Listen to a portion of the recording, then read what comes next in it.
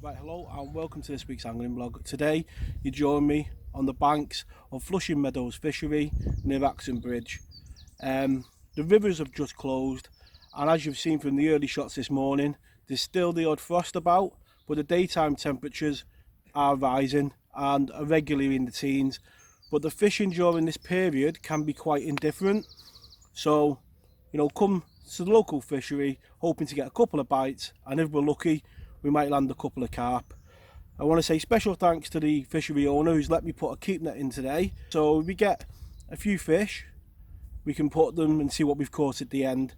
So yeah, let's have a look at the swim, the pool that we've chose to fish, and how I'm going to approach the fishing today. Right, so there's my basket, and that is the swim that I've chose to fish.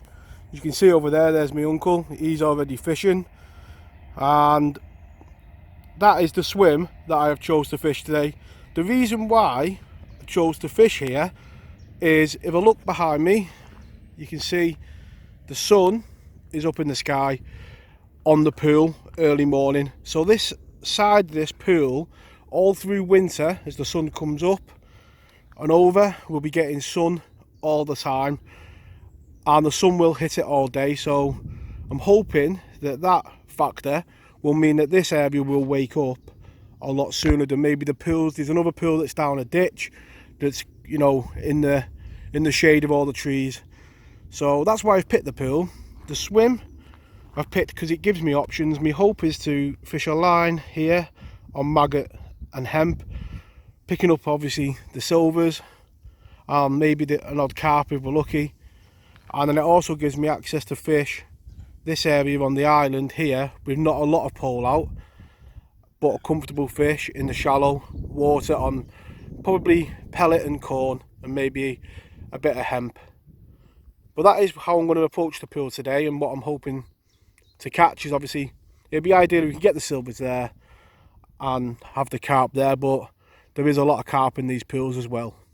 But the aim is to just get a few bites and see how we do. Side tray for today, I've got a couple of pints of Cheshire particle hemp,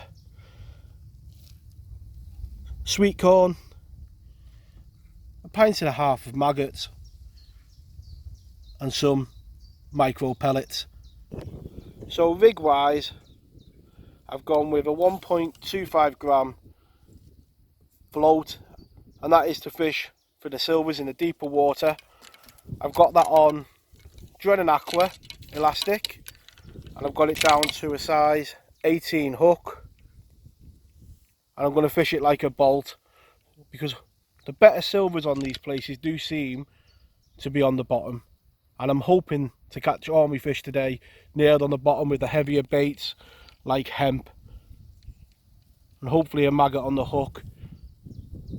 That is the first rig that I'm going to use today. Second rig is red Drennan elastic, down to a much smaller float for fishing in the shallower margins over to the island, and then that is down to a size, it's right at the bottom, a size 16 hook, keeping it refined but obviously strong tackle in case you obviously over there do hit the better carp. So that's the tackle, let's get fishing. So the far bank line, just going to feed it with the small cupping kit, just a few micros and a few grains of corn, just to start the line off over there, but not too much bait, because at this moment you don't really know how it's going to fish. So just going to put that over there as a little bit of bait, but not too much. Right, so that's what I'm going to start off with. It's probably a half small pot of hemp and maggot, and I'm hoping it's just enough bait to draw fish in, and I fish a maggot over the top and see how we do. Just starting off on a single maggot. I've lined up with a tuft in front of me, and I'm just literally where the bottom flattens out. Past that point on the float, it's quite flat, and I've just put that pot of maggots and hemp in, and I've fed that line in line with that tuft, quite shallow over there. But just first put in, just had a little knock on the way down, which says to me there might be 1 or 2 fish in the water, up in the water, and that is the main problem with this approach. If it's warm enough for the fish to be up in the water, fishing about 5 or 6 foot deep, it can be an issue. But I'm hoping that that hemp just keeps them fish on the bottom. So just into the first bite of the day. It only looks a small fish, but that's why you feed so lightly. It's only a tiny fish, but just putting that first, you know, pot of bait in, you're trying to assess just how many fish are in front of you and what is in front of you. And the reason why I've chose that swimwear I have as well is because it's the bottom of the shelf, so if the fish do back out, I'm the same depth going out, and I can also feed by hand. And it doesn't matter at this stage if it goes really over a big area, because you don't want to be fishing on a dead small patch of bait. So just flicking in line with that tree again. But for the start of it, I'm just trying to work out what is in front of me and how many fish are in front of me, and then you can feed accordingly. If there's a lot of them small stuff, then you can feed really heavy because you know there's a lot of fish there. But just to start off with, you're just trying to see, and there's another one of them small roach. So already in them first 2 bites, you can see, like, each one of them that size could eat a maggot. So already you're beginning to think about feeding again, because there is that many of them small fish in the swim. It could be that you need to feed every put in. But just to get an idea of what's in front of me, I'm just going to keep just over that initial pot that I put in at the start. So the third fish of the day is slightly better fish, a little skimmer. So 2 small roach and a skimmer. And what I'm going to do now, with how quick them bites have come, I'm just going to feed again with the pot. So what I've done already, decided to put the cad pot on the end of the pole, because I do think now with the amount of bites that I've had that we're going to have to feed every put in. And there is quite a few fish in the swim, and just to keep them fish fed and trying to track some better ones in, we're going to have to feed every put in, it looks like. And that's more the stamp of fish that I was hoping to catch on this line. And I think if we keep putting the hemp in, it will attract the better stamp of fish into the swim, and hopefully, you know, we can get a few of these. So in typical fashion, GoPros are doing what GoPros do and don't work when you want them to turn on. But first, little go over the far side over there, and just hooked into a carp straight away. So it looks like there's 1 or 2 carp over there feeding, because it went instantly. There we go, there's that carp, and there seems to be 1 or 2 over there. What I'm going to do is I'm going to slip him back, feed that line, and then get back onto the silvers for a bit. And that is the joy that you can have, you know, with commercials, is where you can, you know, I like to swap and change. You know, if you can get silvers for a bit and go over and get one of these that does pull back quite a bit, and then go back to the silvers and have a bit of fun with them. So that's my plan for the rest of the day, just to alternate between the 2. That's a lovely carp, that is. Let's get it back straight away.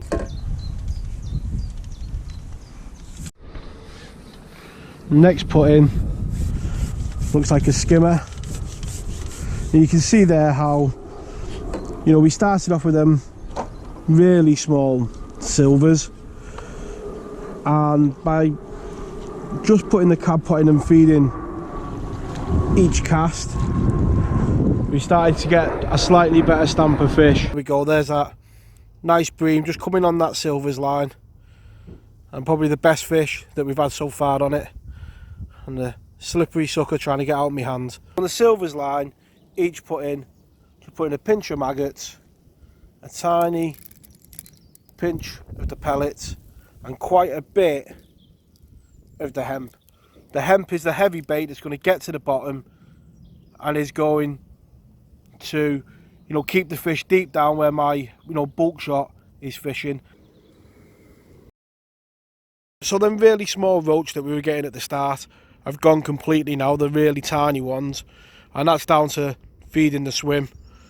You know, to feed them ones off, and with the bait being on the bottom, you know, the average stamp of the fish has certainly got better as we've been feeding the swim. So just gone back over to the island, and after a few moments the float's gone again. Been feeding it probably every 15 minutes with just some pellets and corn.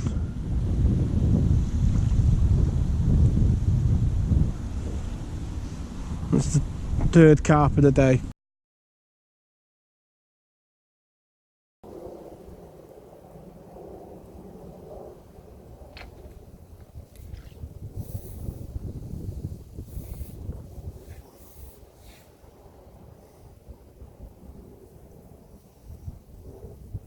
And there we go, there's another small little carp coming in about a foot of water just off that island. You can see the elastic ripping from the tip as it zoomed off through the gap. The float just buried and zoomed along the bank, and a boil come up out of the water. And with this type of fishing, that's where the excitement is for me. It's, you know, when you see the water erupt, it doesn't matter how big the carp are really. In a foot of water, they all make that bow wave as they head out the swim. And that's another small little carp just coming on a grain of sweet corn. It has been hard on that silvers line to maintain, you know, the quality of the fish. So for the next hour or two, just going to feed that far bank line with micro pellets, corn and hemp, and see how we do. Really surprising just how shallow over there these fish are sitting in. It literally can't be more than a foot deep. But great fun. And this one looks, I think it's a small mirror carp. But like you say, if you look at that, how deep the rig is and how big the carp is, it's mad how they can get in such shallow water. There we go, there's that little carp. And I must say, in the carp dives, when they get to 15-20 pound, they are amazing to catch. But I love these little ones where they've got the lovely scale patterns and they're like magic in miniature. That's a beautiful fish, that. Let's get it straight back.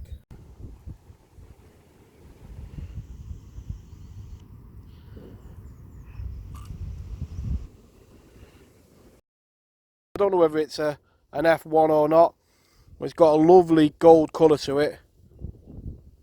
The knife bullback, a lovely fish. Let's get it back. So on that far bank line, I've literally been putting in a small amount of pellets, some Cheshire particle hemp, and just a few grains of corn.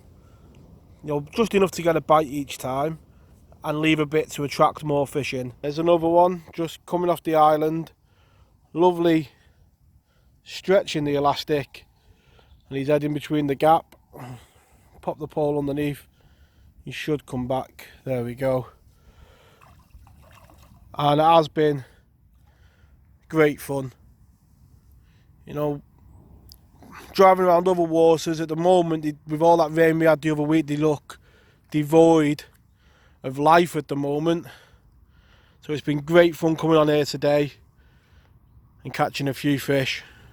And over there now it's approaching 1 o'clock. It's like fishing in summer.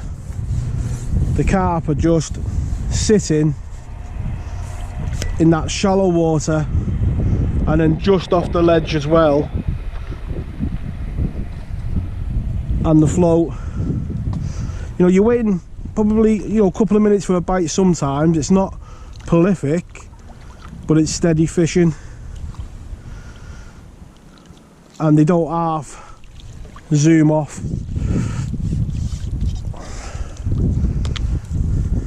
There we go.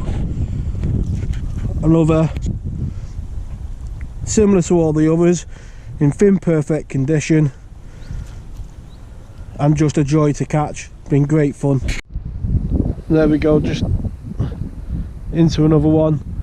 And the wind today has made filming really hard. First of all, it was over that side, then it was coming this way, and for the last 10 minutes it's been straight in my face.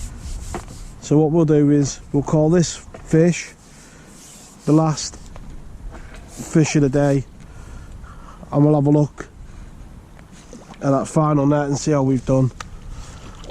But it has been great fun seeing these carp, which at times, the way they go out the swim, some of them go obviously right up that bank, but some of the others have gone straight through the tuft and that way, and that guy was one of them. Great fun. Right, as you can see there, been a fantastic day's fishing with the carp.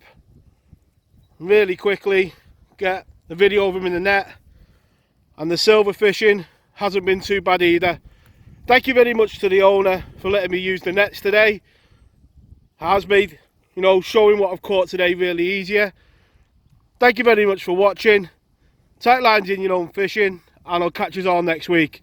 Tight lines. Right at the end there today, lads, most important bit. You know, I'm going to dry the nets out in a minute, but obviously next week could be on a different place, so always take the time, you know, especially on commercials where it's available, to, you know, dip your nets again to clear them off and in the water. And even this one that I've only used this one at the very end, but give it a good clear and do all this before you pack away. Get the nets out. It's probably about half an hour now till we'll be going home, so I'm just going to put all these nets out now to dry.